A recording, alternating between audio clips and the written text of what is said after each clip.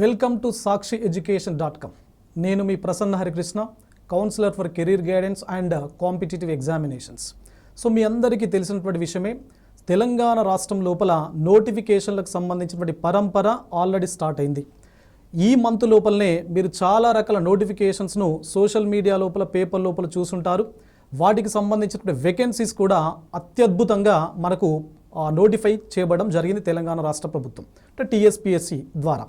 మరి ఈ నోటిఫికేషన్ను గమనించినట్లయితే, ఎందుకంటే ప్రతి వ్యక్తికి తెలుసు, ప్రతి వ్యక్తి యొక్క చదువు యొక్క మ్యాక్సిమం చాలామందికి సంబంధించినటువంటి అంతిమమైనటువంటి లక్ష్యం ఏంటి అంటే పోటీ పరీక్షలు రాసి ఏదైనా ఒక ఉద్యోగాన్ని, దట్టు ప్రభుత్వ ఉద్యోగాన్ని సొంతం చేసుకోవడం అనేది చాలామంది కోరిక, చాలామంది తపన, చాలామందికి సంబంధించినటువంటి ఒక డెస్టినేషన్, అంబిషన్ అనేది ఉంటుంది. మరి ఈ నోటిఫికేషన్లు మీరు చూసినట్లయితే ఈ మంత్ లోపలనే మనకు జూనియర్ లెక్చరర్స్ 1392 వేకెన్సీస్తో జూనియర్ లెక్చరర్స్ నోటిఫికేషన్ రావడం జరిగింది తెలంగాణ రాష్ట్ర ప్రభుత్వం, దట్ ఈస్ టీఎస్పీఎస్సీ నుంచి. అదేవిధంగా ఇప్పటి వరకు లేనటువంటి విధంగా చరిత్రలోనే మొదటిసారిగా 9168 వేకెన్సీస్తో మనకు గ్రూప్ 4 నోటిఫికేషన్ ఇవ్వడం జరిగింది. ఈ రెండు చాలా పెద్ద నోటిఫికేషన్స్. మరి అదేవిధంగా మనకు గతం లోపల చూసినట్లయితే డ్రగ్ ఇన్స్పెక్టర్స్కి సంబంధించినటువంటి బిఫార్మసీ క్వాలిఫైడ్ క్యాండిడేట్స్ ఎవరైతే ఉన్నారో వాళ్ళు డ్రగ్ ఇన్స్పెక్టర్స్కి సంబంధించిన నోటిఫికేషన్ కూడా ఇష్యూ చేయడం జరిగింది ఆల్రెడీ. అదేవిధంగా polytechnic lecturers, so polytechnic colleges లోపల ఎవరైతే లెక్చరర్స్గా పనిచేసే ఉద్దేశం ఉంటుందో వారి కోసం పాలిటెక్నిక్ లెక్చరర్స్ నోటిఫికేషన్ కూడా టీఎస్పీఎస్సీ వాళ్ళు అనౌన్స్ చేయడం జరిగింది, ఇవ్వడం కూడా జరిగింది. అప్లికేషన్ ప్రాసెస్ స్టార్ట్ అయిపోయింది. సో సమీప భవిష్యత్తు లోపల మనకు మరిన్ని నోటిఫికేషన్లు కూడా తెలంగాణ పబ్లిక్ సర్వీస్ కమిషన్ నుంచి రాబోతున్నాయి. సో ఏంటి అంటే గ్రూప్ 2కు సంబంధించినటువంటి నోటిఫికేషన్ మోర్ దెన్ 700 వేకెన్సీస్తో మనకు గ్రూప్ 2 నోటిఫికేషన్ రాబోతున్నది. మీకు అందరికీ తెలుసు 1300+ వేకెన్సీస్ మనకు already group 4 government already notify చేయడం జరిగింది. బట్ టీఎస్పీఎస్సీ ఇంకా ఇవ్వలేదు. అంటే నోటిఫికేషన్ల పరంపరలో భాగంగా భవిష్యత్తు లోపల గ్రూప్ 2, గ్రూప్ 3 అదేవిధంగా గురుకుల్ ఎగ్జామ్స్కి సంబంధించి కూడా మనకు రాబోతున్నాయి. మరి వీటన్నింటి లోపల మీకు పోటీ పరీక్షలకు సంబంధించి ఎవరైతే ప్రిపేర్ అవుతున్నటువంటి కాంపిటేటివ్ ఆస్పిరెంట్స్ ఉన్నారో వీటి లోపల మనం సక్సెస్ కావాలి అంటే, వీటి లోపల మనం మంచి మార్కులు తెచ్చుకొని పోటీ పరీక్షల లోపల విజయం సాధించి మన జీవితం లోపల మనం ఉద్యోగం పొందాలి అంటే సో తప్పనిసరిగా కొన్ని రకాల అంశాలపైన మనం ఫోకస్ చేయాలి. అందులోపల మొదటి అంశం ఏంటి అంటే పోటీ పరీక్ష. ఫర్ ఎగ్జాంపుల్ మీరు గ్రూప్ 4 చదువుతున్నారు అనుకోండి, లేదా జేఎల్ ఎగ్జామ్ చదువుతున్నారు అనుకోండి. అసలు టీఎస్పీఎస్సీ వాళ్ళు అధికారికంగా వారి యొక్క వెబ్సైట్ లోపల మెన్షన్ చేసినటువంటి సిలబస్ ఏంటి? ఎందుకంటే సిలబస్ పైన అవగాహన లేకుండా మనం పోటీ పరీక్షల లోపల సక్సెస్ కావడం అనేది కష్టం. ఎందుకు అనంటే ఒక యుద్ధ రంగం లోపలికి వెళ్ళేటువంటి సైనికుడు ఏం తీసుకెళ్తూ ఉంటాడు అంటే సో వెపన్స్ తీసుకెళ్తూ ఉంటాడు. ఆ వెపన్స్ ఉండడంతోనే అతనికి ఒక కాన్ఫిడెన్స్ అనేది బిల్డ్ అవుతుంది. కాబట్టి సో వెపన్స్ లేకుండా యుద్ధ రంగంలో అడుగు పెడితే he may get bitter experience. కాబట్టి ఎవరైతే పోటీ పరీక్షలు చదువుతున్నటువంటి అభ్యర్థులు తెలంగాణ రాష్ట్రం లోపల ఉన్నారో మీరందరూ కూడా మొట్టమొదటిసారిగా చేయాల్సినటువంటి పని ఏంటి అంటే మీరు చదువుతున్నటువంటి ఎగ్జామ్ యొక్క సిలబస్ పైన అవగాహనను పెంచుకోండి. ఓకే, మరి ఇప్పుడు టీఎస్పీఎస్సీ ఇచ్చినటువంటి సిలబస్ లోపల గ్రూప్ 4 కానీ, జేఎల్ కానీ, పాలిటెక్నిక్ లెక్చరర్స్ కానీ, డ్రగ్ ఇన్స్పెక్టర్స్ కానీ, గ్రూప్ 2 కానీ, గ్రూప్ 3 కానీ, గురుకులాకు సంబంధించినటువంటి ఎగ్జామినేషన్ కానీ, వీటన్నింటి లోపల కామన్గా ఉండేటువంటి సెగ్మెంట్ ఏంటి అంటే మనకు జనరల్ స్టడీస్, సో జిఎస్ అని చెప్పేసి అంటాం. మరి general studies is a common segment for all the competitive examinations which are being conducted by the TSPSC. So TSPSC నిర్వహించేటువంటి ప్రతి పోటీ పరీక్ష లోపల మనకు జనరల్ స్టడీస్ అనేది కామన్ ఏరియాగా ఉంటుంది. మరి ఏముంటుంది ఈ జనరల్ స్టడీస్ లోపల అంటే ఇక్కడ జేఎల్ లోపల గ్రూప్ 4కు సంబంధించి, పాలిటెక్నిక్ లెక్చరర్స్ సంబంధించి, డ్రగ్ ఇన్స్పెక్టర్కి సంబంధించి, గ్రూప్ 2, గ్రూప్ 3 వీటన్నింటి లోపల కామన్గా ఉండేటువంటి సెగ్మెంట్స్ ఏముంటాయి అని అంటే మనకు ఒకటి కరెంట్ అఫైర్స్ అనేటువంటి సెగ్మెంట్ ఉంటుంది.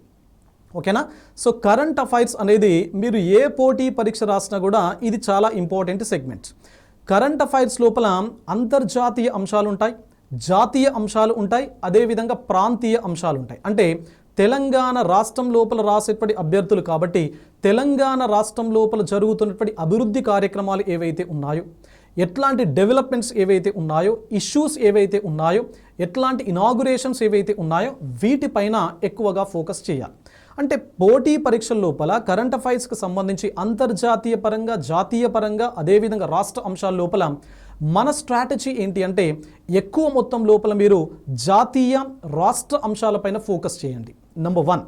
కేస్ నెంబర్ 2, రెండవది ఏంటి అంటే పోటీ పరీక్షలకు సంబంధించి మీ చుట్టూ జరుగుతున్నటువంటి అంశాలు ఏవైతే ఉన్నాయో, అంటే మనం ఎక్కడైతే పేపర్ల ద్వారా కానీ, మీడియా ద్వారా కానీ మనం ఎక్స్పీరియన్స్ పొందుతున్నటువంటి అంశాలు. ఫర్ ఎగ్జాంపుల్ మన ఫిఫా వరల్డ్ కప్ ఫైనల్స్ జరిగింది. సో ఖతార్ లోపల ఫిఫా వరల్డ్ కప్ జరిగింది, అందరికీ తెలిసినటువంటి విషయమే. సో ఫైనల్ మ్యాచ్ లోపల ఫ్రాన్స్ దేశం పైన ఎవరు గెలవడం జరిగింది అంటే అర్జెంటీనా గెలవడం జరిగింది. So Argentina world cup final లోపలికి వెళ్ళింది, గెలిచింది. సో అందులోపల ఎవరు ఎన్ని గోల్స్ కొట్టడం జరిగింది, అది ఎక్కడ జరిగింది, గోల్డెన్ బూట్కు సంబంధించినటువంటి ఇన్ఫర్మేషన్ ఏంటి, సో ఓవరాల్గా ఆ ప్రైజ్ మనీ ఎంత ఉన్నది, ఎవరు ఇక్కడ మెయిన్ ప్లేయర్ మనకు అర్జెంటీనాకు సంబంధించినటువంటి లియోనెల్ మెస్సీ ఎవరైతే ఉన్నారో, అదేవిధంగా గోల్ కీపర్ కూడా చాలా అద్భుతమైనటువంటి ప్రదర్శన చేయడం జరిగింది. కాబట్టి సో ఇక్కడ అతని పైన కూడా మనకు ప్రశ్న రావడానికి అవకాశం అనేది ఉంటుంది. కాబట్టి మన చుట్టూ మన నిజ జీవితం లోపల జరుగుతున్నటువంటి మార్పులు, మనం ఎక్స్పీరియన్స్ చేస్తున్నటువంటి సంఘటనల పైన మనకు ఈ కరెంట్ అఫైర్స్ లోపల ప్రశ్నలు వస్తూ ఉంటాయి. అదేవిధంగా ఎక్కువగా రిపోర్ట్స్ పైన, అంటే లేటెస్ట్ డాక్యుమెంట్స్ ఏవైతే ఉంటాయో, రిపోర్ట్స్ ఏవైతే ఉంటాయో వాటిపైన వస్తూ ఉంటాయి. ఇండైసెస్ పైన, సూచికల పైన రావడం జరుగుతుంది. అదేవిధంగా కమిటీలు, కమిషన్ల పైన మనకు ప్రశ్నలు అడగడం జరుగుతుంది. అదేవిధంగా సోషల్ ఇష్యూస్, సామాజిక సమస్యలు ఏవైతే ఉన్నాయో, అంటే దేశం లోపల కానీ, రాష్ట్రం లోపల కానీ ప్రముఖమైనటువంటి సామాజిక సమస్యలు, పర్టికులర్గా women, tribes and children, so మహిళలు, అదేవిధంగా గిరిజనులు, చిన్నపిల్లలకు సంబంధించినటువంటి ఈ సామాజిక సమస్యలపైన మనకి ఎక్కువ మొత్తం లోపల ప్రశ్నలు అడగడం జరుగుతూ ఉంటుంది. సో కాబట్టి ఈ కరెంట్ అఫైర్స్ అనేది చాలా చాలా ఇంపార్టెంట్. మనకు మినిమం 10 మార్క్స్ నుంచి మ్యాక్సిమం 25 మార్క్స్ వరకు మనకు ఈ స్టేట్ లెవెల్ ఎగ్జామ్స్ లోపల కరెంట్ అఫైర్స్ పైన ప్రశ్నలు వస్తూ ఉంటాయి. ఓకేనా? సో ఇది మొదటి సెగ్మెంట్. రెండవది international issues or international events అని చెప్పేసి అంటాం. అంటే అంతర్జాతీయ సంఘటనలు, అంశాలకు సంబంధించి. మరి ఇది వాస్తవానికి గతం లోపల, అంటే యునైటెడ్ ఏపీ లోపల ఉన్నటువంటి సిలబస్లో భాగంగా లేదు. ఇది తెలంగాణ రాష్ట్రం ఏర్పాటైన తర్వాత టీఎస్పీఎస్సీ లోపల ఈ అంతర్జాతీయ అంశాలు, సంఘటనలు అనేటువంటి ఒక అంశాన్ని సిలబస్లో భాగం చేయడం జరిగింది. మరి ఏముంటాయి దీని లోపల అంటే, సో పర్టికులర్గా మీరు యుఎన్ఓ పైన, సో ఐక్యరాజ్య సమితి ఉంటుంది కదా, యునైటెడ్ నేషన్స్ ఆఫ్ ఆర్గనైజేషన్, ఈ యుఎన్ఓ అదేవిధంగా దాని యొక్క వింగ్స్ ఉంటాయి కదా. సో యుఎన్ఓ దానికి సంబంధించినటువంటి అంగాలు ఏవైతే ఉన్నాయో వాటన్నింటికి సంబంధించినటువంటి డీటెయిల్డ్ ఇన్ఫర్మేషన్ పైన మీరు ఫోకస్ చేయాలి. అంటే యుఎన్ఓ ఎప్పుడు ఏర్పడింది, దానికి సంబంధించినటువంటి సెక్రటరీ జనరల్స్ ఏంటి, దాని యొక్క రోల్ ఏంటి, దాని యొక్క వింగ్స్ ఏంటి, ఇవన్నీ కూడా మీరు డీటెయిల్గా స్టడీ చేయాలి. నెంబర్ 1. కేస్ నెంబర్ 2 ఏంటి అంటే భారతదేశం ఏ ఇంటర్నేషనల్ ఆర్గనైజేషన్స్ లోపల సభ్యత్వంగా ఉందో వాటిపైన వర్క్ చేయాలి. లైక్ ఇప్పుడు బ్రిక్స్ ఉంది, everybody knows about BRICS. So BRICS అనేటువంటి సంస్థకు సంబంధించినటువంటి కంప్లీట్ ఇన్ఫర్మేషన్ మనం డ్రాగ్ చేయాలి. ఎందుకంటే భారతదేశం అందులో సభ్యదేశం కాబట్టి. సో భారతదేశం సభ్యదేశంగా ఉన్నటువంటి ఏవైతే అంతర్జాతీయ సంస్థలు ఉన్నాయో వాటన్నింటి యొక్క డీటెయిల్డ్ ఇన్ఫర్మేషన్ గ్యాదర్ చేసుకొని పెట్టుకోవాలి. ఇది రెండవది. మూడవది ఫోకస్ ఏరియా ఏంటి అంటే సమకాలీన సమాజం లోపల భారతదేశం ఏ దేశాలతో వివిధ రకాల ఒప్పందాలను చేసుకోవడం జరిగింది. అంటే అవి ద్వైపాక్షిక ఒప్పందాల, త్రైపాక్షిక ఒప్పందాల, ఆ ఒప్పందాలు సైన్స్ అండ్ టెక్నాలజీకి రిలేటెడ్గా ఉన్నాయా, ఆ ఒప్పందాలు ఆర్థిక అభివృద్ధికి రిలేటెడ్గా ఉన్నాయా, ఆ ఒప్పందాలు వాణిజ్యపరంగా ఉన్నాయా, ఆ ఒప్పందాలు ఇంకా ఏ రంగాల లోపల ఉన్నాయి అనే దానికి సంబంధించినటువంటి ఇన్ఫర్మేషన్ మీరు ఎక్కువగా ఫోకస్ చేయాలి. కాబట్టి ఈ 3 అంశాలు గుర్తుపెట్టుకోండి. ఒకటి యుఎన్ఓ, దానికి రిలేటెడ్గా ఉండేటువంటి అంగాల యొక్క ఇన్ఫర్మేషన్. రెండవది భారతదేశం ఏ అంతర్జాతీయ సంస్థల లోపల సభ్యదేశంగా ఉందో సో దానికి సంబంధించినటువంటి ఇన్ఫర్మేషన్. మూడవది భారతదేశం ఈ సమకాలీన ఆధునిక సమాజం లోపల ఏ దేశాలతో ఎట్లాంటి ఒప్పందాలు నిర్వహించడం జరిగింది అనే దానికి సంబంధించినటువంటి సమాచారం. కాబట్టి ఇది రెండవ సెగ్మెంట్, ఇంటర్నేషనల్ ఇష్యూస్. సో మూడవది జనరల్ సైన్స్ అని చెప్పేసి అంటారు, అండ్ సైన్స్ అండ్ టెక్నాలజీ ఉంటుంది. General science, science and technology. మరి ఇక్కడ general science, science and technology గురించి మాట్లాడేటప్పుడు సైన్స్ అండ్ టెక్నాలజీ అనేది అన్ని రకాల టీఎస్పీఎస్సీ పోటీ పరీక్షల లోపల ఇచ్చారు. కానీ సైన్స్ అండ్ టెక్నాలజీని అధికారికంగా మనకు గ్రూప్ 4 ఎగ్జామ్ లోపల మెన్షన్ చేయలేదు. జేఎల్లో ఉంది, పిఎల్లో ఉంది, అదేవిధంగా డ్రగ్ ఇన్స్పెక్టర్స్లో ఉంది, గ్రూప్ 2లో ఉంటుంది, గ్రూప్ 3లో ఉంటుంది, గురుకుల ఎగ్జామ్లో ఉంటుంది. కానీ ఇక్కడ ఏదైతే గ్రూప్ 4కు సంబంధించినటువంటి సిలబస్ ఏదైతే ఉందో సో దాని లోపల సైన్స్ అండ్ టెక్నాలజీ ఇవ్వలేదు. కానీ సైన్స్ అండ్ టెక్నాలజీ నుంచి గత పేపర్ లోపల మార్క్స్ వచ్చాయి. ఒక 3-4 మార్క్స్ మనకు 2018 గ్రూప్ 4 పేపర్ లోపల అడగడం జరిగింది. కాబట్టి తప్పనిసరిగా అది అఫీషియల్గా లేకున్నా మనం చదవాల్సింది. మరి ఈ పరంపరలో భాగంగా మనకు జనరల్ సైన్స్ లోపల 3 సెగ్మెంట్స్ ఉంటాయి. అందరికీ తెలిసినటువంటి అంశాలే బయాలజీ ఉంటుంది, ఫిజిక్స్ ఉంటుంది, అదేవిధంగా కెమిస్ట్రీ ఉంటుంది. సైన్స్ అండ్ టెక్నాలజీ ఈ 4 సెగ్మెంట్స్ మనకు దీనికి సంబంధించినటువంటి అంశాలు. మరి బయాలజీ, ఫిజిక్స్, కెమిస్ట్రీ మనకు స్కూల్ బుక్స్ ఉంటాయి కదా, కంప్లీట్గా ఈ పుస్తకాలు ఏవైతే ఉన్నాయో సో ఆ పుస్తకాలన్నింటినీ కూడా మనం చదవాలి. అంటే బయాలజీ లోపల ఎక్కువ మొత్తంలో మార్క్స్ ఎక్కడి నుంచి రావడం జరుగుతుంటుంది అంటే మన బాడీ పార్ట్స్ ఏవైతే ఉన్నాయో అంటే మన శరీరానికి సంబంధించినటువంటి వ్యవస్థలు ఏవైతే ఉన్నాయో అస్థిపంజర వ్యవస్థ నుంచి ప్రత్యుత్పత్తి వ్యవస్థ వరకు సో కంప్లీట్ ఇన్ఫర్మేషన్ పైన మీరు ఫోకస్ చేయాలి. అదేవిధంగా వ్యాధులు అంటే మన ఆధునిక సమకాలీన ప్రపంచం లోపల మనం చూస్తున్నటువంటి మనం ఎక్స్పీరియన్స్ చేస్తున్నటువంటి వ్యాధులకు సంబంధించినటువంటి ఇన్ఫర్మేషన్ పైన మనం ఫోకస్ చేయాలి. సో ఈ మధ్యకాలంలో మనందరము కూడా ఏం అనుభవించాం అంటే కోవిడ్-19కి సంబంధించినటువంటి ఎక్స్పీరియన్స్. కాబట్టి కోవిడ్-19 యొక్క ఫుల్ డీటెయిల్స్ పైన మనకి ఇప్పుడు జరుగుతున్నటువంటి మ్యాక్సిమం అన్ని రకాల పరీక్షల లోపల ప్రశ్నలు అడగడం జరుగుతున్నది. సో కోవిడ్ వైరస్ లోపల ఎట్లాంటి జన్యు పదార్థం ఉంటుంది, కోవిడ్ వైరస్ మొదటిసారిగా ఎక్కడ గుర్తించబడింది, భారతదేశంలో మొదటిసారిగా ఏ కేసు ఎక్కడ కనుక్కోబడింది, సో దాన్ని WHO వాళ్ళు ఎప్పుడు అనౌన్స్ చేయడం జరిగింది కోవిడ్-19 దట్ ఈస్ SARS-CoV-2 అని చెప్పేసి పేరుతో. మరి కోవిడ్-19కి సంబంధించినటువంటి టీకాలు ఏమేమి ఉన్నాయి, ఆ టీకాలను ఎవరు తయారు చేయడం జరిగింది, ఆ టీకాల అభివృద్ధి లోపల ఎట్లాంటి మెటీరియల్ యూస్ చేయడం జరిగింది అని చెప్పేసి, అదేవిధంగా దాన్ని ఏ విధంగా నిర్ధారిస్తాం, ఎట్లాంటి technology that is PCR technology అని చెప్పేసి మీరందరూ వినే ఉంటారు.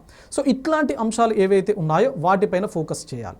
అదేవిధంగా ఫిజిక్స్ అండ్ కెమిస్ట్రీకి సంబంధించి మరి ఫిజిక్స్ అండ్ కెమిస్ట్రీని గమనించినట్లయితే అందులోపల మీకు కొన్ని ఏరియాస్ ఉంటాయి. ఏంటి ఆ కొన్ని ఏరియాస్ అంటే లైట్ కానీ, సౌండ్ కానీ, మ్యాగ్నెటిజం కానీ, ఎలక్ట్రిసిటీ కానీ, మోడర్న్ ఫిజిక్స్ కానీ ఈ అంశాలపైన మీరు ఎక్కువగా కాన్సన్ట్రేట్ అనేది చేయాలి. సో కెమిస్ట్రీ పార్ట్కి వచ్చేటప్పటికి మన ఆధునిక ప్రపంచంలో మనం ఎక్స్పీరియన్స్ చేస్తున్నటువంటి కెమికల్ చేంజెస్ ఏవైతే ఉన్నాయో లైక్ మొన్న గ్రూప్ 1 లోపల అడిగారు ఏంటి తుప్పు పట్టడం అనేది ఎట్లాంటి కెమికల్ రియాక్షన్ ఇన్వాల్వ్ అవుతుంది అని చెప్పేసి. సో రస్ట్ ఫార్మేషన్ అనేది రస్టింగ్ ప్రాసెస్ ఏదైతే ఉందో సో దానిపైన అడిగాడు. సో మన ఇంట్లోపల చాలామంది ఏం చేస్తాం మనము సో కంప్లీట్గా నాన్ స్టిక్ కుక్వేర్ వాడుతూ ఉంటాం. ఏం కెమికల్ కోట్ చేయబడుతుంది దానిపైన, సిలిండర్ ఉంటుంది, ఆ సిలిండర్ లోపల ఏ గ్యాస్ను మనం ఫిల్ చేయడం జరుగుతుంది, మ్యాచ్ బాక్స్ ఉంటుంది, మ్యాచ్ బాక్స్ లోపల స్టిక్ దేని చేత తయారవుతుంది, ఆ అగ్గిపుల్ల పైన చివరిగా ఉండేటువంటి ఫ్లేమబుల్ సబ్స్టాన్స్ ఏదైతే ఉందో మండే స్వభావం కలిగినటువంటి ఆ కెమికల్ ఏదైతే ఉందో అది ఏ విధంగా తయారు చేయబడుతుంది అని చెప్పేసి. కాబట్టి ఇట్లాంటి నిజ జీవిత సంఘటనలు ఏవైతే ఉన్నాయో వాటిపైన మీరు ఎక్కువగా కాన్సన్ట్రేట్ చేయాలి. అదేవిధంగా పోలీసులు మనకు నైట్ టైం లోపల సో బ్రెత్ అనలైజర్ను పెడతా ఉంటారు. అంటే ఆల్కహాల్ ఎవరైతే తీసుకోవడం జరిగిందో సో వాళ్ళకి బ్రెత్ అనలైజర్ పెడతా ఉంటాం. ఆ బ్రెత్ అనలైజర్ లోపల ఎట్లాంటి కెమికల్ కాంపౌండ్స్ వాడతారు అని చెప్పేసి. అదేవిధంగా ఎన్నికల లోపల మనం వెళ్తూ ఉంటాం. ఎన్నికల లోపల ఓటు వేయడానికి వెళ్ళినప్పుడు మనకు ఒక ఇంకు ఇక్కడ వేలిపైన ఇంకు ఒక సిరా చుక్కను పెట్టడం జరుగుతుంది. మరి ఆ కెమికల్ ఏంటి అనేది సో ఇవన్నీ కూడా మన నిజ జీవితంలో చూస్తున్నటువంటి సంఘటనలు. సో వీటిపైన మనకు కెమిస్ట్రీ లోపల ప్రశ్నలు అనేవి ఉంటాయి. సో సైన్స్ అండ్ టెక్నాలజీకి వచ్చేటప్పటికి సైన్స్ అండ్ టెక్నాలజీ లోపల చాలా సెగ్మెంట్స్ ఉంటాయి. బట్ మనము ఇక్కడ ఒక 4-5 సెగ్మెంట్స్ పైన ఫోకస్ చేయాలి. ఏంటి ఆ సెగ్మెంట్స్ అంటే మొదటిది అంతరిక్షం. సో స్పేస్ సైన్స్కి సంబంధించినటువంటి ఈచ్ అండ్ ఎవ్రీథింగ్ అంటే భారతదేశం లోపల ఇస్రో స్టార్ట్ అయినప్పటి నుంచి 1969 లోపల ఆగస్ట్ 15 రోజున ఇస్రో అంటే ఇండియన్ స్పేస్ రీసెర్చ్ ఆర్గనైజేషన్ ఏర్పాటైనప్పటి నుంచి సో ఈ రోజు నాటికి 2022 ఎండింగ్ 23 నాటికి ఎట్లాంటి డెవలప్మెంట్స్ జరిగినాయి అనేది పూర్తి స్థాయి లోపల మనం ఎక్కువ మొత్తంలో ఫోకస్ చేయాలి. రెండవ అంశం ఏంటి అంటే న్యూక్లియర్ ఎనర్జీ. సో కేంద్రక లేదా అణుశక్తి అని చెప్పేసి అంటాం. మరి న్యూక్లియర్ ఎనర్జీకి సంబంధించి హోమీజే బాబా యొక్క కంట్రిబ్యూషన్ దగ్గర నుంచి ఈ రోజు నాటికి ఎట్లాంటి డెవలప్మెంట్స్ జరిగినాయి అనేది చూడాలి. మూడవది డిఫెన్స్. డిఫెన్స్ అంటే రక్షణ రంగం. మరి ఈ రక్షణ రంగం లోపల డిఆర్డిఓ 1958 లోపల ఏర్పాటైనప్పటి నుంచి ఈ రోజు నాటికి ఎట్లాంటి డెవలప్మెంట్స్ జరిగినా, అంటే డెవలప్మెంట్స్ అంటే ఏంటి, డిఆర్డిఓ కింద మేజర్గా మీరు 4 అంశాలను ఫోకస్ చేయాలి. ఒకటి ఆర్మీ అంటే సైనిక దళాలకు సంబంధించి, నేవీకి సంబంధించి అంటే నావికా దళానికి సంబంధించి, ఎయిర్ ఫోర్స్ వైమానిక దళానికి సంబంధించి, దెన్ మిజైల్స్ క్షిపణులకు సంబంధించి. ఈ 4 ఏరియాస్ లోపల ఎట్లాంటి డెవలప్మెంట్స్ ఈ రోజు వరకు జరిగినాయో వాటన్నింటిపైన మీరు ఫోకస్ చేయాలి. ఓకే, సో ఇది 3వ సెగ్మెంట్. 4వది ఏంటి అంటే ఐటీ అని చెప్పేసి, సో ఇన్ఫర్మేషన్ టెక్నాలజీ అని చెప్పేసి అంటాం. మరి ఈ ఐటీ లోపల చాలా కాంపోనెంట్స్ ఉంటాయి. మరి ఈ కాంపోనెంట్స్ లోపల న్యూ డెవలప్మెంట్స్ ఏవైతే ఉన్నాయో, లైక్ క్లౌడ్ కంప్యూటింగ్, సూపర్ కంప్యూటర్స్కి సంబంధించి, ఆర్టిఫిషియల్ ఇంటెలిజెన్స్కి సంబంధించి, AR augmented reality, virtual reality, machine learning, virtual learning, IoT that is internet of things అని చెప్పేసి, సైబర్ సెక్యూరిటీకి సంబంధించినటువంటి అంశాలు, సో క్వాంటమ్ కంప్యూటింగ్కి సంబంధించినటువంటి అంశాలు, బ్లాక్ చైన్ టెక్నాలజీకి సంబంధించినటువంటి అంశాలు. సో ఈ అంశాలపైన మీరు ఎక్కువగా ఫోకస్ చేయాలి. ఓకే, దెన్ ఇది మరి జనరల్ సైన్స్ అండ్ టెక్నాలజీకి సంబంధించి.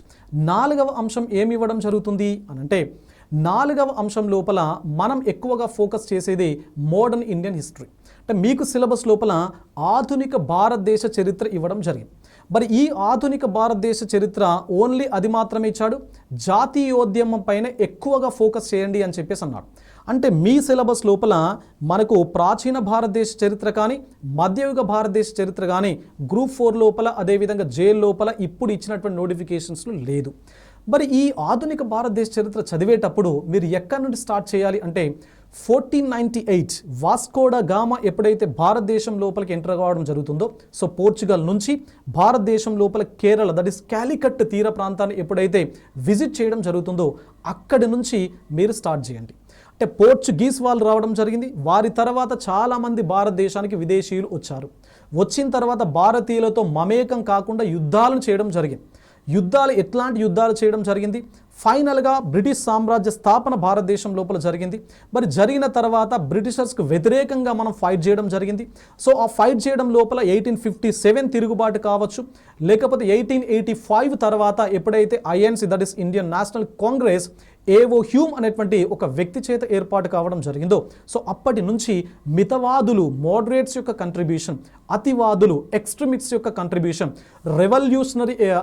రెవల్యూషనరిస్ట్ ఎవరైతే విప్లవాత్మక తీవ్రవాదులు ఎవరైతే ఉన్నారో, సో వీరికి సంబంధించినటువంటి కంట్రిబ్యూషన్ పైన మనం ఫోకస్ చేయాలి. సో వరుసగా జరుగుతున్నటువంటి సంఘటనలు ఎక్కువ మొత్తం లోపల మనం కాన్సన్ట్రేట్ చేయాలి. లైక్ 1905 లోపల బెంగాల్ విభజన ఏదైతే ఉందో, 1916 లోపల హోమ్ రూల్ మూమెంట్ ఏదైతే ఉందో, సో 1920s 2022 మధ్య లోపల నాన్ కోఆపరేషన్ మూమెంట్ సహాయ నిరాకరణోద్యమం ఏదైతే ఉందో, 1928 లోపల నెహ్రూ రిపోర్ట్ ఏదైతే ఉందో, 1930 లోపల దండి సత్యాగ్రహం, 1942 లోపల క్విట్ ఇండియా ఉద్యమం, 1947 లోపల స్వాతంత్రం పొందడం. సో ఇవన్నీ కూడా వరుస సంఘటనలు. ఈ సంఘటనలు జరుగుతున్న క్రమం లోపలనే అక్కడక్కడ చిన్న చిన్న ఇన్సిడెంట్స్ చోటు చేసుకోవడం జరుగుతుంది. ఆ ఇన్సిడెంట్స్ పైన కూడా మీరు ఫోకస్ చేయాలి. ఓకే, సో ఇట్లా మీరు మోడర్న్ ఇండియన్ హిస్టరీని చదవండి. అదేవిధంగా ఇంకొక అంశం మనకు సిలబస్ లోపల ఇచ్చింది ఏంటి అంటే Indian geography. So Indian geography ఇచ్చాడు. వరల్డ్ జాగ్రఫీ మనకు గ్రూప్ 4 లోపల కానీ, అదేవిధంగా జేఎల్ ఎగ్జామ్స్ లోపల లేదు. కేవలం ఇండియన్ జాగ్రఫీ అన్నాడు. మరి ఇండియన్ జాగ్రఫీ లోపల మీరు చాలా రకాల ఒక 13-14 సెగ్మెంట్స్ అనేవి మీకు కనబడతా ఉంటాయి. సో ఫిజికల్ జాగ్రఫీ పైన ఎక్కువగా కాన్సన్ట్రేట్ చేయండి. అంటే భౌతిక భూగోళ శాస్త్రం ఏదైతే ఉందో, సో దానిపైన అంటే భారతదేశంలో ఉన్నటువంటి ప్లేన్స్ మైదానాలు ఏమున్నాయి, సో పర్వతాలు ఏమున్నాయి, సో పీఠభూములు ఎట్లాంటి పీఠభూములు ఉన్నాయి అనే దానిపైన ఎక్కువగా ఫోకస్ చేయండి. అంటే హిమాలయన్ రేంజ్కి సంబంధించి, నీలగిరి పర్వతాలకు సంబంధించి, సో ప్లేన్స్ ఏవైతే ఉన్నాయో వాటిపైన, అంటే గంగా మైదానానికి సంబంధించినటువంటి ఇన్ఫర్మేషన్, డెక్కన్ ప్లాట్యూకి సంబంధించినటువంటి ఇన్ఫర్మేషన్, ఇవన్నీ కూడా మీరు చదవండి. సో ఫారెస్ట్కి సంబంధించినటువంటి ఇన్ఫర్మేషన్, సాయిల్స్ నేలలకు సంబంధించినటువంటి సమాచారం, నదులకు సంబంధించినటువంటి సమాచారం. ఎందుకంటే నదీ వ్యవస్థ పైన వెరీ ఫ్రీక్వెంట్గా మనకు పోటీ పరీక్షల లోపల ప్రశ్నలు అడగడం జరుగుతుంది. సో వీటన్నిటితో పాటు ఎకనామిక్ జాగ్రఫీ అంటే వ్యవసాయానికి సంబంధించి కానీ, పరిశ్రమలకు సంబంధించి కానీ ఖనిజాలకు సంబంధించినటువంటి ఇన్ఫర్మేషన్ను మీరు ఎక్కువగా economic geography point of view లోపల చదవండి.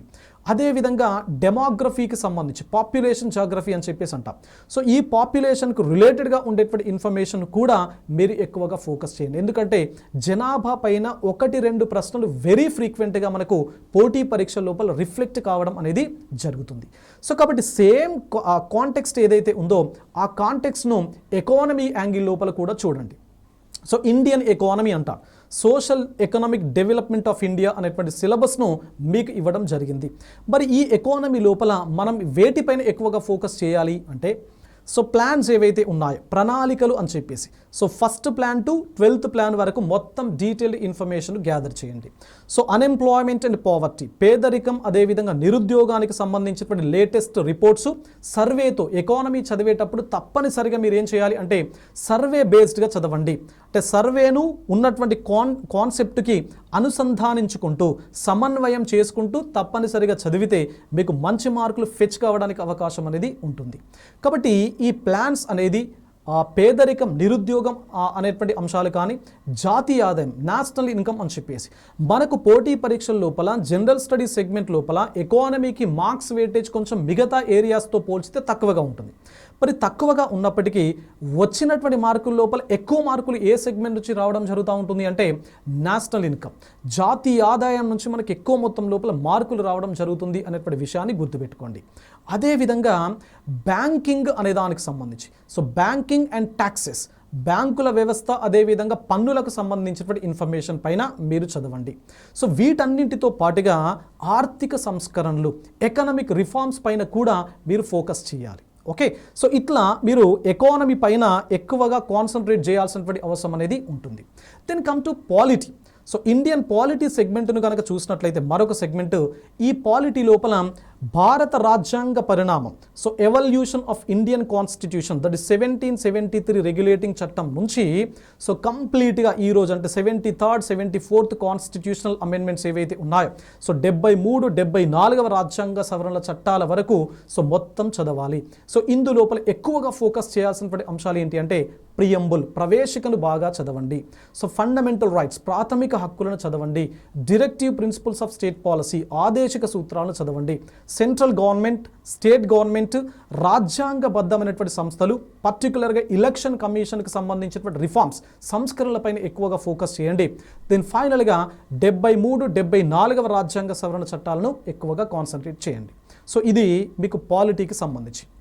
ఈ పాలిటీ చదివేటప్పుడు సుప్రీంకోర్టు యొక్క జడ్జిమెంట్స్ ఏవైతే ఉన్నాయో వాటిని కోఆర్డినేట్ చేసుకుంటూ మీ యొక్క ప్రిపరేషన్తో మీరు ముందుకు వెళ్ళండి.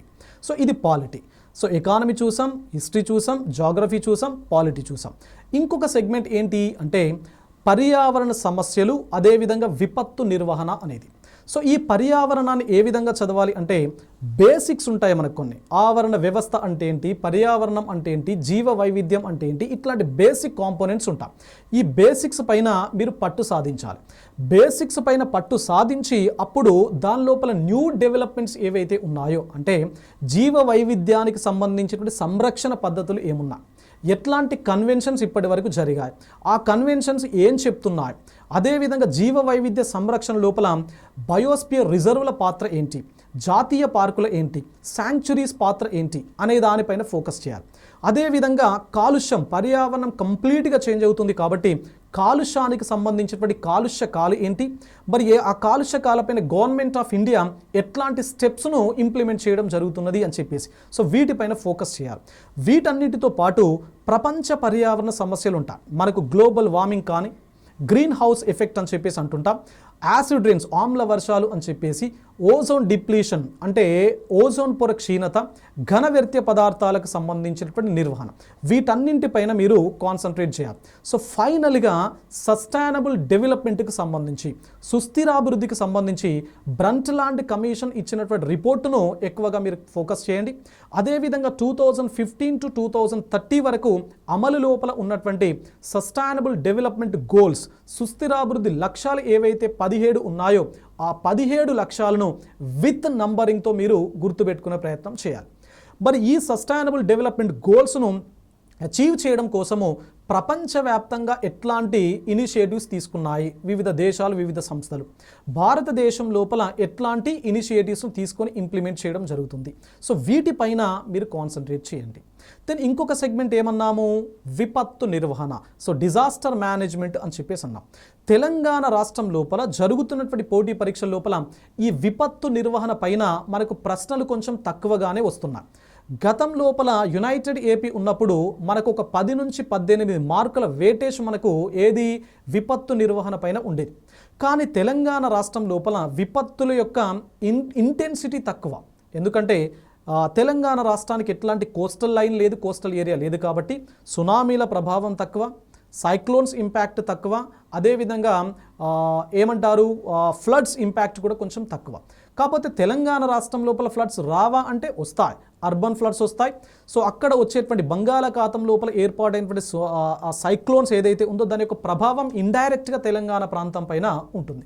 సో కాబట్టి అంటే ఏపీతో పోల్చినట్లయితే తెలంగాణ రాష్ట్రం లోపల ఇప్పటి వరకు 2014 నుంచి 15-16 నుంచి 2022-23 వరకు నిర్వహిస్తున్నటువంటి పోటీ పరీక్షల యొక్క ట్రెండును మీరు గమనించినట్లయితే మ్యాక్సిమం 1 నుంచి 3 మార్కులు మాత్రమే వస్తున్నాయి. అంటే 3 మార్కులు దాటకుండా వస్తున్నాయి కాబట్టి దాని ప్రకారం మీ యొక్క ప్రిపరేషన్ స్టార్ట్ చేయండి. అంటే సో బేసిక్ ఇన్ఫర్మేషన్, విపత్తులకు సంబంధించినటువంటి బేసిక్ ఇన్ఫర్మేషన్, దానికి సంబంధించినటువంటి మంత్రిత్వ శాఖలు ఏమున్నాయి, విపత్తు నిర్వహణ లోపల వివిధ సంస్థల పాత్ర లైక్ NDMA ఉంది, so national disaster management authority ఉంది, స్టేట్ డిజాస్టర్ మేనేజ్మెంట్ అథారిటీ ఉంది, డిస్ట్రిక్ట్ డిజాస్టర్ మేనేజ్మెంట్ అథారిటీ ఉంది.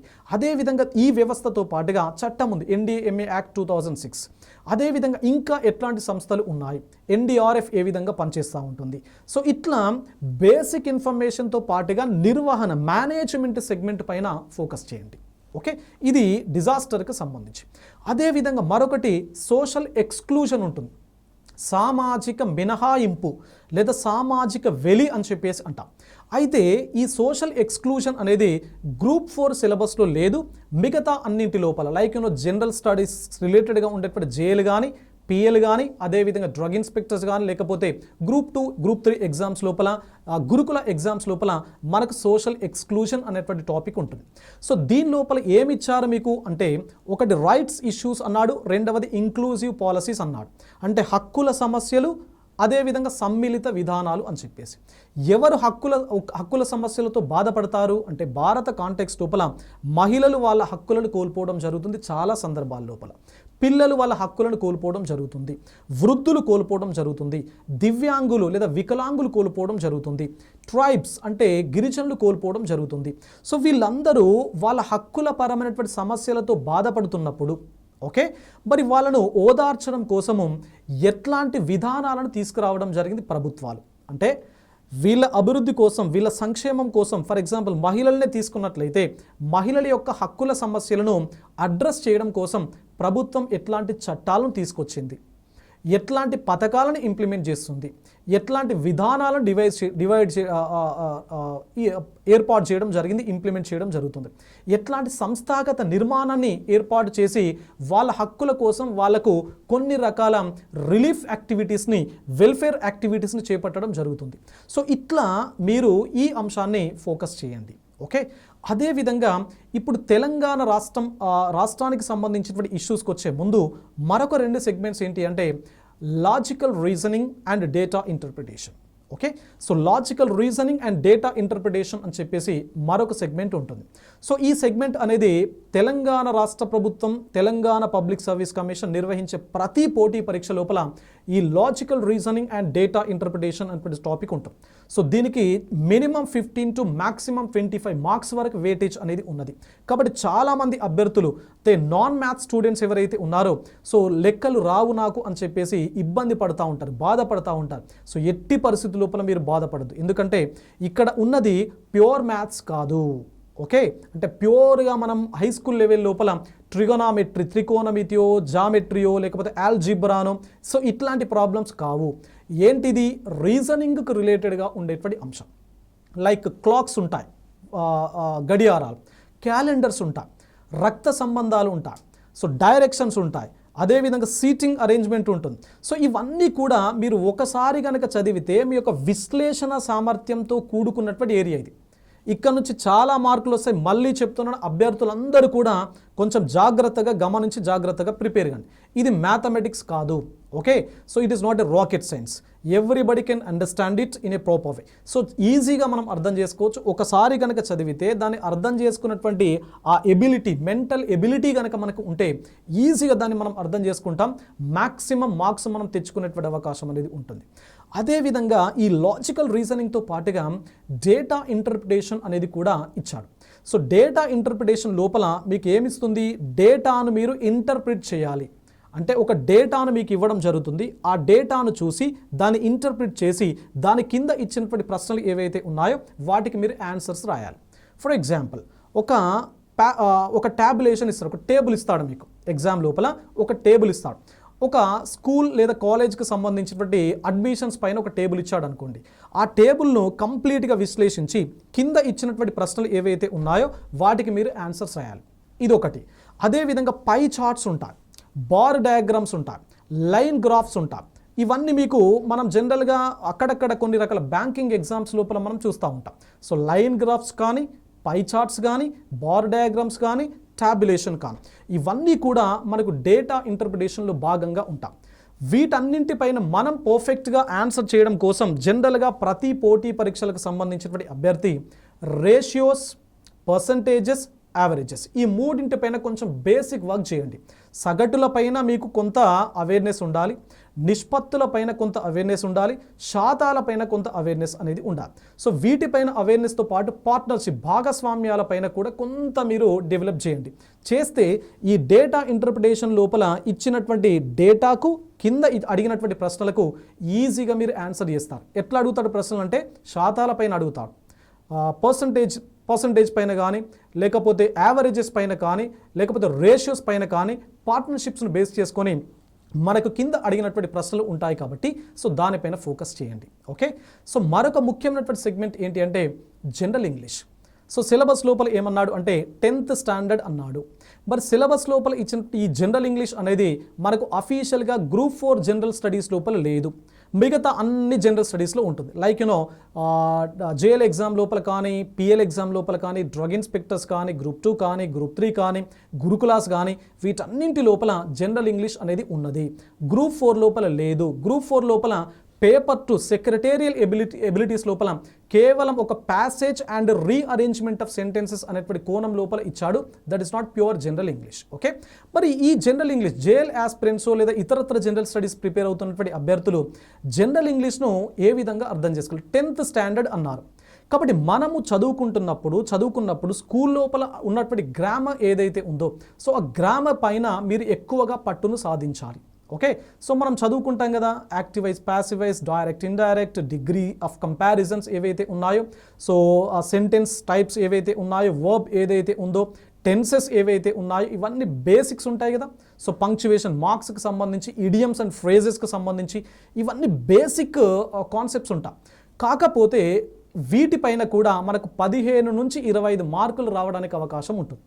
సో ఇక్కడ లాజికల్ రీజనింగ్, డేటా ఇంటర్ప్రిటేషన్ కంపల్సరీగా 15 to 25 మార్క్స్, ఇంగ్లీష్ కంపల్సరీగా 15 to 25 మార్క్స్ ఉంటాయి. కాబట్టి ఇవి 2 సెగ్మెంట్స్ జనరల్ స్టడీస్ లోపల చాలా కీలకమైనటువంటి సెగ్మెంట్స్గా మీరు అర్థం చేసుకోండి. ఓకే, మరి మనం హై స్కూల్ లెవెల్ లోపల ఏదైతే జనరల్ ఇంగ్లీష్ చదివామో సో దాన్ని ఒకసారి కాన్సెప్చువల్ క్లారిటీతో చదవండి. కొన్ని టెక్నిక్స్ ఉంటాయి మనకు, ఆ టెక్నిక్స్ పైన మీరు కొంచెం ఫోకస్గా పెట్టినట్లయితే సో మీకు మంచి మార్క్స్ ఇందులోపల రావడానికి అవకాశం అనేది ఉంటుంది. సో ఇప్పుడు వీటన్నింటితో పాటు ఇక చివరిగా తెలంగాణ రాష్ట్రానికి సంబంధించినటువంటి అంశాలు, ఇవన్నీ కూడా మనకు జాతీయ పరంగా ఉండేటువంటి అంశాలుగా ఉంటాయి. సో తెలంగాణ రాష్ట్రానికి సంబంధించినటువంటి అంశాలను చూస్తే మీకు 6 సెగ్మెంట్స్ కనబడతాయి. ఒకటి Telangana geography, Telangana economy, Telangana culture, Telangana public policies, Telangana history, Telangana movements. ఈ 6 అంశాలు మనకు తెలంగాణ రాష్ట్రానికి ఎక్స్క్లూజివ్గా ఉండేటువంటి అంశాలు అన్నమాట. వీటి నుంచి మీకు ఒక 30 నుంచి 50 మార్కులు అంటే జనరల్ స్టడీస్ లోపల మొత్తం 150 మార్క్స్ వెయిటేజ్ కనుక ఉంటే ఈ 6 అంశాల నుంచి కంపల్సరీగా మీకు ఒక 30 to 50 మార్క్స్, అప్పుడప్పుడు 60-65 మార్క్స్ కూడా వెళ్ళే అవకాశం ఉంటుంది పరీక్షా స్థాయిని, విధానాన్ని బట్టి. కాబట్టి సో మీరు ఈ తెలంగాణ జాగ్రఫీని చదివేటప్పుడు ఆల్రెడీ ఇండియా జాగ్రఫీకి సంబంధించినటువంటి బేసిక్స్ ఉంటాయి కదా మన దగ్గర. సో బేసిక్స్ పైన వర్క్ చేస్తున్నాం కాబట్టి అవే కాంపోనెంట్స్ మనకి ఇక్కడ తెలంగాణ జాగ్రఫీ లోపల ఉంటాయి. అంటే తెలంగాణ నైసర్గిక స్వరూపం, తెలంగాణ నేలలు, తెలంగాణ శీతోష్ణ స్థితి, తెలంగాణ పరిశ్రమలు, తెలంగాణ అడవులు, తెలంగాణ రవాణా, ఇవన్నీ కూడా మనకు ఇండియన్ జాగ్రఫీలో ఉంటాయి కాబట్టి సో వాటిని తెలంగాణ పాయింట్ ఆఫ్ వ్యూ లోపల మనం చదవాలి. అంటే తెలంగాణలో ఉన్నటువంటి నదీ వ్యవస్థ పైన, తెలంగాణలో ఉన్నటువంటి జలపాతాలపైన, తెలంగాణ ప్రభుత్వం అనేది సో పారిశ్రామిక విధానాలకు సంబంధించినటువంటి అంశాలపైన, సో శీతోష్ణ స్థితి ఎట్లా ఉన్నది తెలంగాణ రాష్ట్రం లోపల, తెలంగాణ చాలా ఎగ్జామ్స్ లోపల ఈ మధ్య కాలంలో తెలంగాణ మ్యాప్ను బేస్ చేసుకొని మనకు ప్రశ్నలు అడుగుతూ ఉన్నాడు. అంటే తెలంగాణ మ్యాపు అంటే ఒక జిల్లాకు ఎట్లాంటి బౌండరీస్ ఉన్నాయి, ఒక జిల్లా ఏ రాష్ట్రంతో సరిహద్దులను కలిగి ఉన్నది అని చెప్పేసి.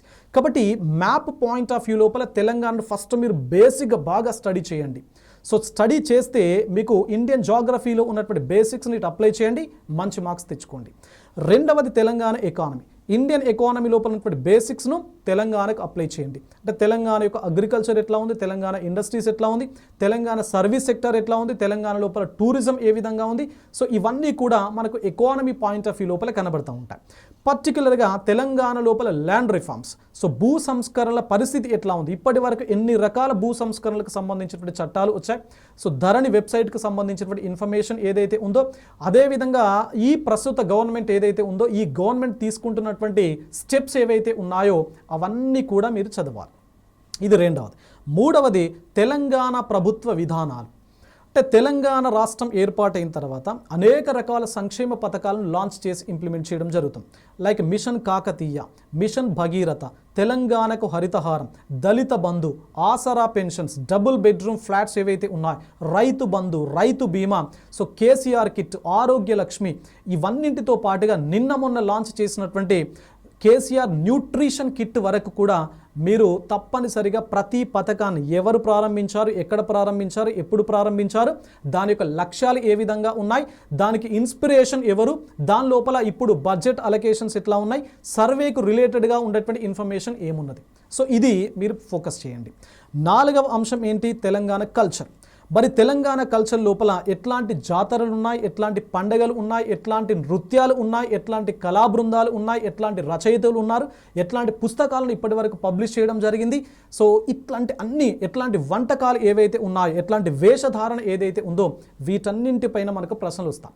గతం లోపల చాలా మట్టుకు మనకు నాగోబ జాతర ఉన్నది. ఫర్ ఎగ్జాంపుల్ నాగోబ జాతర అనేది ఆదిలాబాద్ లోపల ఉండేటువంటి గోండు జాతి గిరిజనులు ఎవరైతే ఉన్నారో సో వాళ్ళకు సంబంధించేటువంటి జాతర. సో నాగుపామును పూజించేటువంటి జాతర నాగోబ జాతర. సో దీనిపైన ప్రశ్నలు అడిగారు. అదేవిధంగా ఇప్పుడున్నటువంటి ములుగు డిస్టిక్ సంబంధించినటువంటి సమ్మక్క సారలమ్మ జాతర పైన చాలా రకాల పరీక్షల లోపల మనకు కొన్ని వందల సార్లు పోటీ పరీక్షల లోపల ప్రశ్నలు రావడం జరిగింది. అదేవిధంగా కొండగట్టు, వేములవాడ పైన, సో యాదాద్రి టెంపుల్ పైన, సో ఇవన్నీ కూడా హైదరాబాద్ లోపల ఉండేటువంటి అన్ని రకాల హుస్సేన్ సాగర్ పైన, ఫలక్నుమా ప్యాలెస్ పైన, గోల్కొండ ఫోర్ట్ పైన, సో వీటన్నింటిపైన మీరు ఇన్ఫర్మేషన్ గ్యాదర్ చేసుకొని పెట్టుకోవాల్సినటువంటి అవసరం అనేది ఉంటుంది. అదేవిధంగా రచయితలు ఉంటారు కదా, ఫర్ ఎగ్జాంపుల్ జయశంకర్ సార్కి సంబంధించినటువంటి రచనలు ఏమున్నాయి, కోదండరామ్ సార్కి సంబంధించినటువంటి రచనలు ఏమున్నాయి, నందిని సిద్ధారెడ్డికి సంబంధించినటువంటి రచనలు ఏమున్నాయి, పాటలు, చాలామంది పాటలు తెలంగాణ ఉద్యమ సమయం లోపల పాటలు పాడడం జరిగింది. సో ఎట్లాంటి పాటలు ఉన్నాయి, ఎట్లాంటి గేయాలు ఉన్నాయి, ఎట్లాంటి నృత్యాలు ఉన్నాయి. సో థింసా డ్యాన్స్ ఉంటుంది. సో థింసా డ్యాన్సు ఏ గిరిజనులకు సంబంధించినటువంటి డ్యాన్స్. సో ఇట్లా మనకు చాలా ఎగ్జామ్స్ లోపల ప్రశ్నలు రావడం జరిగింది. సో ఇక్కడ ఉప్మా పైన, ఉప్మా లోపల ఏం వేస్తారు, సకినాలు ఏ విధంగా తయారు చేస్తారు, పిండి వంటల పైన ప్రశ్నలు రావడం జరిగింది, సర్వపిండి ఏ విధంగా తయారు చేస్తారు అని చెప్పేసి. అదేవిధంగా తెలంగాణ లోపల ఉండేటువంటి పదజాలం పైన, అంటే నార్మల్గా గ్రామీణ ప్రాంతాల లోపల ఎట్లాంటి మాండలిక పదాలను వాడడం జరుగుతుంది తెలంగాణ సమాజం లోపల. సో దీనిపైన కూడా మనకి ఎగ్జామ్ లోపల ప్రశ్నలు గతం లోపల చాలా సందర్భాల లోపల రావడం జరిగింది. కాబట్టి ఆ రకంగా మీ యొక్క ప్రిపరేషన్ ట్రెండ్ ఏదైతే ఉందో సో దాన్ని మీరు ఆ మైండ్ సెట్తో ఉండాలి. అదేవిధంగా చివరిగా తెలంగాణ హిస్టరీ, తెలంగాణ మూమెంట్కి సంబంధించి మరి ఈ రెండింటి నుంచి కూడా చాలా ఎక్కువ మొత్తం లోపల మనకు విభిన్న రకాలకు సంబంధించినటువంటి పోటీ పరీక్షల లోపల ప్రశ్నలు అడుగుతూ ఉంటారు. కాబట్టి ఈ రెండు అంశాలకు సంబంధించి మీరు శాతవాహన కాలం నుంచి మీరు నిజామ్స్ ఎవరైతే ఉన్నారో సో నిజామ్స్ వరకు కంప్లీట్ ఇన్ఫర్మేషన్ గ్యాదర్ చేయాలి. శాతవాహనులకు సంబంధించి కానీ, ఈక్ష్వాకులకు సంబంధించినటువంటి ఇన్ఫర్మేషన్ కానీ, దెన్ రెడ్డి రాజులకు సంబంధించినటువంటి ఇన్ఫర్మేషన్ కానీ, లేకపోతే కాకతీయస్ డైనాసిటీ పైన చాలా ఫ్రీక్వెంట్గా మనకు ప్రశ్నలు అడుగుతూ ఉన్నారు. అదేవిధంగా అసఫ్ జాహీలకు సంబంధించినటువంటి అంశాలు కానీ, సో వీటన్నింటిపైన కుతుబ్ షాహీస్కి సంబంధించినటువంటి ఇన్ఫర్మేషన్ కానీ, వీటన్నింటిపైన మీరు ఫోకస్ చేయాలి. వీటితో పాటు తెలంగాణ ఉద్యమానికి దారి తీసినటువంటి కారణాలు ఏంటి, సో ఇక్కడ ఆర్మ్డ్ రెబెలియన్ ఏదైతే ఉందో, సాయుధ తిరుగుబాటు ఏ విధంగా జరిగింది, ముల్కీకి సంబంధించినటువంటి కంప్లీట్ డీటెయిల్డ్ ఇన్ఫర్మేషన్, 1969 ఉద్యమానికి సంబంధించినటువంటి డీటెయిల్డ్ ఇన్ఫర్మేషన్, తెలంగాణ ఉద్యమం లోపల ఎట్లాంటి ఉల్లంఘనలు చోటు చేసుకోవడం జరిగింది, ఆ ఉల్లంఘనల పైన ఎవరెవరు ఏ సంస్థలు స్టార్ట్ చేసి ఆ ఉల్లంఘనల పైన ఫైట్ చేయడం జరిగింది, ఎక్కడెక్కడ ఉద్యమాలు చేయడం జరిగింది, ఎవరు ఎట్లాంటి పత్రికలను స్టార్ట్ చేయడం జరిగింది, ఎవరు తెలంగాణ అన్యాయాలపైన పుస్తకాలు రాయడం జరిగింది, ఎవరు ఈ తెలంగాణకు సంబంధించినటువంటి సంస్థాగత నిర్మాణాన్ని ఏర్పాటు చేయడం జరిగింది, మరి ఈ తెలంగాణ వయలేషన్స్కి సంబంధించి గతం లోపల ఎట్లాంటి కమిటీని ఏర్పాటు చేయడం జరిగింది. లైక్ మీరు వినుంటారు, వశిష్ఠ భార్గవ కమిటీ, సుందరేషన్ కమిటీ, బచావత్ ట్రిబ్యునల్కి సంబంధించినటువంటి అంశాలు, లలిత్ కమిటీకి సంబంధించినటువంటి అంశాలు, గిర్గ్లానీ కమిషన్కు సంబంధించినటువంటి అంశాలు. సో ఇవన్నీ కూడా మీకు ఈ ఉద్యమంలో భాగంగా వస్తూ ఉంటాయి. మరి వీటన్నింటిపైన 16 ఫార్ములాకు సంబంధించి కానీ, 5 ఫార్ములాకు సంబంధించి కానీ, సో రాష్ట్రపతి ఉత్తర్వులకు సంబంధించినటువంటి అంశాలు ఏవైతే ఉన్నాయో, వాటి యొక్క వయలేషన్స్ ఏ విధంగా జరిగాయో, 16 ఫార్ములాకు సంబంధించి కానీ, సో ఇవన్నీ కూడా మీరు మ్యాక్సిమం ఇన్ఫర్మేషన్ గ్యాదర్ చేయాలి. సో మలిదశ ఉద్యమం లోపల చాలా రకాల కార్యక్రమాలు ఇంప్లిమెంట్ చేయడం జరిగింది కాబట్టి వాటి యొక్క క్రోనాలజీ పైన, వాటి యొక్క వరుస క్రమం పైన మనకి ఈ మధ్యలో జరుగుతున్నటువంటి ఎగ్జామ్స్లో చాలా ప్రశ్నలు వస్తూ ఉన్నాయి. కాబట్టి ఈ వరుస క్రమాలపైన, అంటే సీక్వెన్స్ క్రోనాలజీ ఏదైతే ఉందో దానిపైన ఎక్కువగా ఫోకస్ చేయాలి. ఆ డేట్స్ పైన కూడా అడుగుతూ ఉన్నాడు, సో డేట్స్ను కూడా గుర్తుపెట్టుకోవాలి. మరి డేట్స్ అవసరమా సార్ కాంపిటేటివ్ ఎగ్జామ్స్లో అంటే అవసరమే. ఎందుకంటే డేట్స్ గుర్తుంటేనే మీకు ఇచ్చినటువంటి క్రోనాలజీని మీరు అది సరిగా అర్థం చేసుకొని దానికి ఆన్సర్ చేసే అవకాశం అనేది ఉంటుంది. సో కాబట్టి ఇవన్నీ కూడా మీకు విభిన్న రకాల పోటీ పరీక్షల లోపల ఇచ్చినటువంటి సిలబస్ అన్నమాట. సో ఒక్కొక్క రకంలో ఒకటి రెండు సెగ్మెంట్స్ కొంచెం అటు ఇటుగా ఉంటాయి. ఇప్పుడు నేను చెప్పిన వాటన్నింటి లోపల సో జేఎల్ కానీ, పిఎల్ కానీ, డ్రగ్ ఇన్స్పెక్టర్స్ గ్రూప్ 2, గ్రూప్ 3, గురుకుల అన్నింటి లోపల నేను చెప్పినటువంటి అన్ని అంశాలు ఉంటాయి. గ్రూప్ 4ను గమనించినట్టయితే గ్రూప్ 4 లోపల కేవలం జనరల్ సైన్స్ మాత్రమే ఉంది, సైన్స్ అండ్ టెక్నాలజీ లేదు. గ్రూప్ 4 లోపల జనరల్ ఇంగ్లీష్ లేదు అఫీషియల్గా.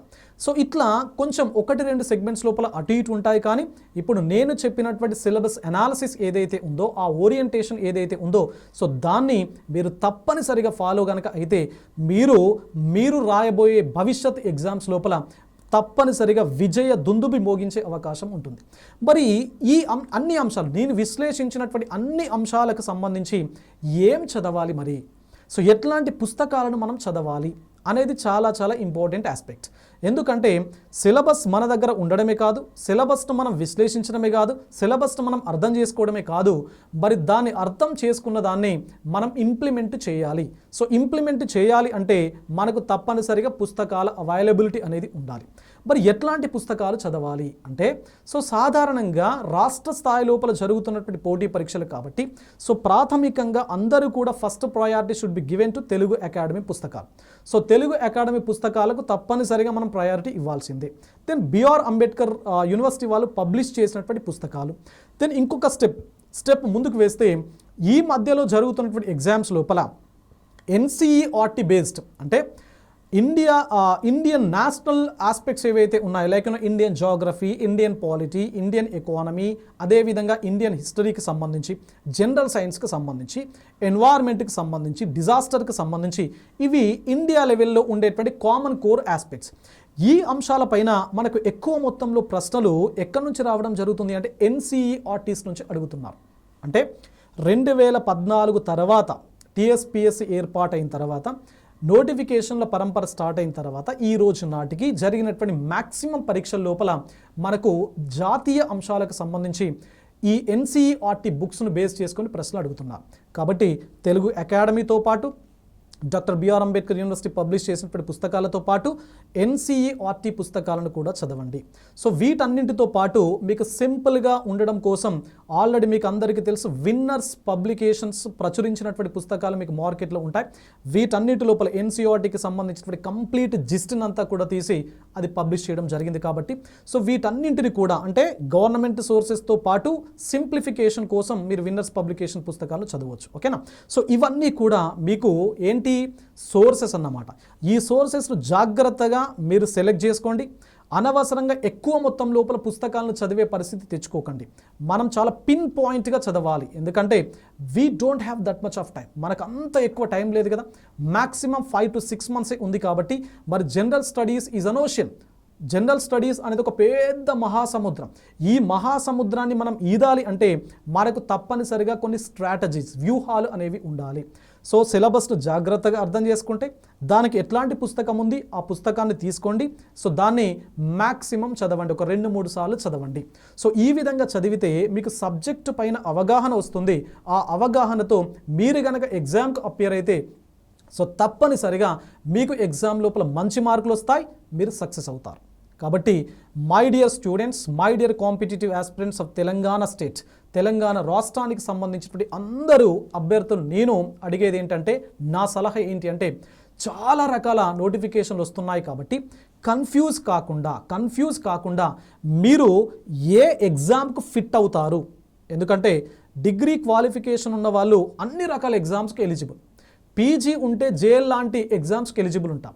కాబట్టి మీరు ఎగ్జామ్ లోపల ఎన్ని పోస్టులు ఉన్నాయి, ఎగ్జామ్ ఏ లెవెల్లో ఉంది అని కాదు, మనకున్నటువంటి స్ట్రెంగ్స్ ఏమున్నాయి, మనకున్నటువంటి వీక్నెసెస్ ఏమున్నాయి, మనం చదవగలుగుతామా లేదా అనేది కూడా చాలా చాలా ఇంపార్టెంట్ ఆస్పెక్ట్. కాబట్టి దాన్ని బేస్ చేసుకొని మీరు ఏ ఎగ్జామ్కు ఫిట్ అవుతారు, మీకు ఉన్నటువంటి పోస్టులు ఏమున్నాయి, మీ రిజర్వేషన్ లోపల ఎన్నున్నాయి, ఓపెన్ లోపల ఎన్నున్నాయి, వీటన్నింటినీ కూడా వర్కౌట్ చేయండి. వీటన్నింటిపైన వర్కౌట్ చేసి అప్పుడు మీరు ఫైనల్ డిసిషన్ తీసుకొని మీ ప్రిపరేషన్ ఎట్టి పరిస్థితుల లోపల ఆపకుండా, ప్రిపరేషన్ను ఒక రోజు కూడా గ్యాప్ ఇవ్వకుండా ముందుకు వెళ్ళండి. సో వెళ్తే ఒక 8 నెలల సమయం లోపల, 6 నుంచి 8 నెలలు, మ్యాక్సిమం 1 year లోపల మీరు ఈ రాష్ట్రం లోపల ఉద్యోగ బాధ్యతలు స్వీకరించే అవకాశం ఉంటుంది. కాబట్టి మీ 60 సంవత్సరాల జీవితం కోసం ఒక 1 year, 8 నెలల నుంచి 1 సంవత్సరం శ్రమ పడండి. కొన్ని ఎగ్జామ్లకైతే 4 నుంచి 6 నెలల లోపల అయిపోతున్నాయి. కాబట్టి యావరేజ్గా ఒక 8 months పీరియడ్ను కొంచెం అటు ఇటుగా పోస్ట్పోన్ అయినా కూడా 8 నెలల సమయాన్ని పెట్టుకోండి. కట్టుదిట్టంగా చదవండి, కసితో చదవండి, తప్పనిసరిగా మీకు ఉద్యోగాలు వస్తాయి. మీ అందరికి కూడా మీరు సిన్సియర్గా, సీరియస్గా హార్డ్ వర్క్ చేయండి, స్ట్రాటజిక్ వర్క్ చేయండి, మీకు అందరికి ఉద్యోగాలు వస్తాయి. సో తప్పనిసరిగా మీ అందరికి కూడా రావాలి అని చెప్పేసి మనస్ఫూర్తిగా మేము కోరుకుంటున్నాం. So thank you.